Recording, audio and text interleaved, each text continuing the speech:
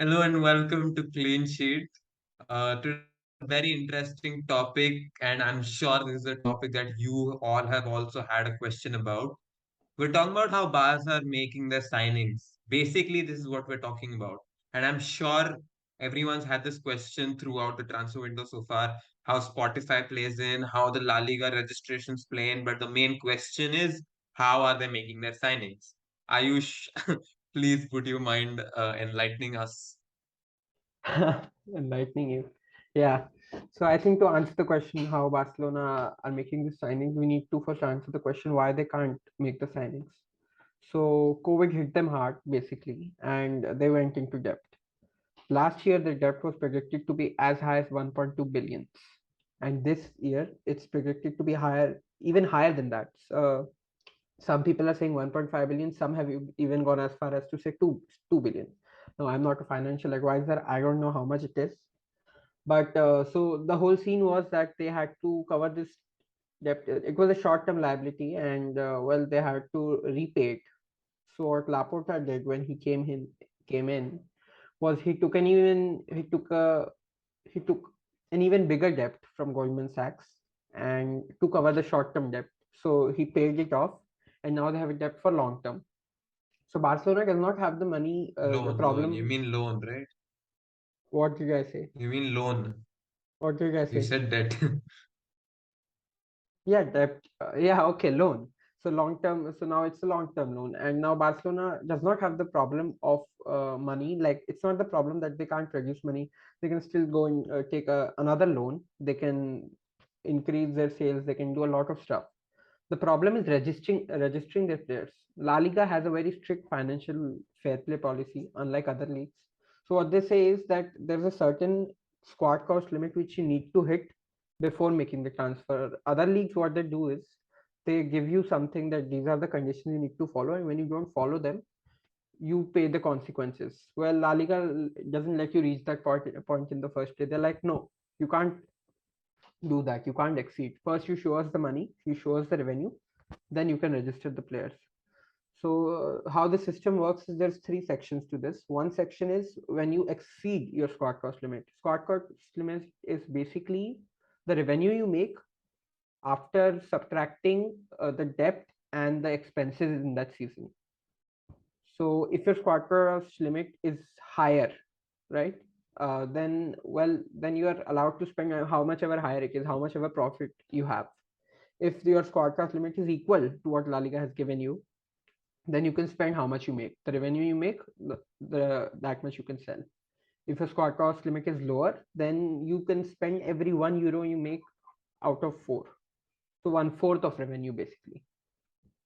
And Barcelona is in the third section, as you would think, and so they're trying to come back to the first section where their revenue is higher than their expenses and their debt. They were there 2 years back, but COVID, as I said, hit them real hard, and well, they aren't there anymore.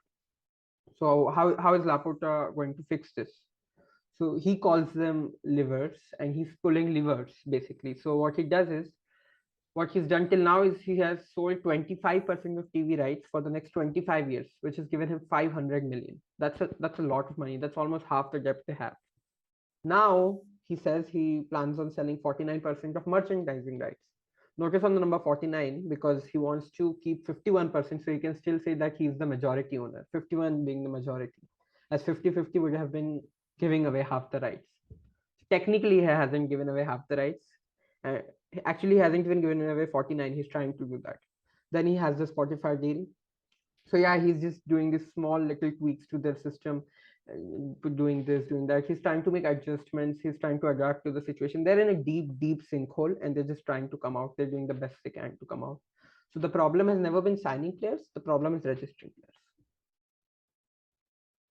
So to put it in easier terms, what you're saying is that, for example, if Barca had 10 smaller debts before, 10 smaller loans before Laporta came in, what he did was he took one big long-term loan to pay off all the Why even make that? Why small-term even say that? loans. No, no. Why even say that? Let's just say he had a very small loan. He took a bigger one to clear the small one out. That's it. The small one was short term. He took a long term bigger loan to clear the small one out. That's it. And this big long-term loan also pays for all the new players and Yeah, everything, if I'm exactly. not So the wrong. money has come from the big long-term loan. So Barca doesn't have a problem in taking loan. They can take loan. People will give them because they know Barcelona will eventually cover the costs in the upcoming years. It's a big brand. Barca is a brand. I'm sorry. And yeah, so the problem is La Liga not allowing them to register those players. And the few things we're seeing on social media, how Barcelona are renting out the stadium and ground for events and things like that. This is all part of Laporta's levers. Yeah, so you've ever heard the phrase "best out of waste"? So yeah, that's what they're trying to do. They're just trying to find little droplets and they're trying to make a whole ocean out of it. That is actually very interesting if you look at it long term, because we know Barca is going to cover up for the money somehow. They're going to pay off the long term.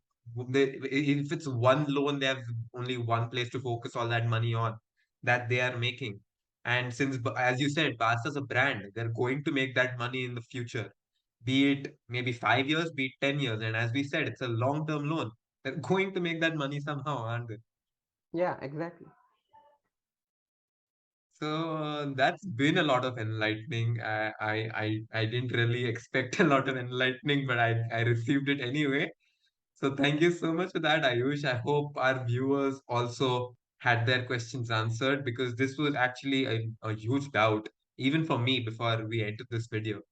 And if the viewers enjoyed it, I hope they like and subscribe. If you've got any comments regarding this content or future content or our previous content, make sure you let us know in the comments if Yeah, there's anything you want us to and talk about. by the way, we recorded this video twice, so we had to act like we had this conversation for the first time again.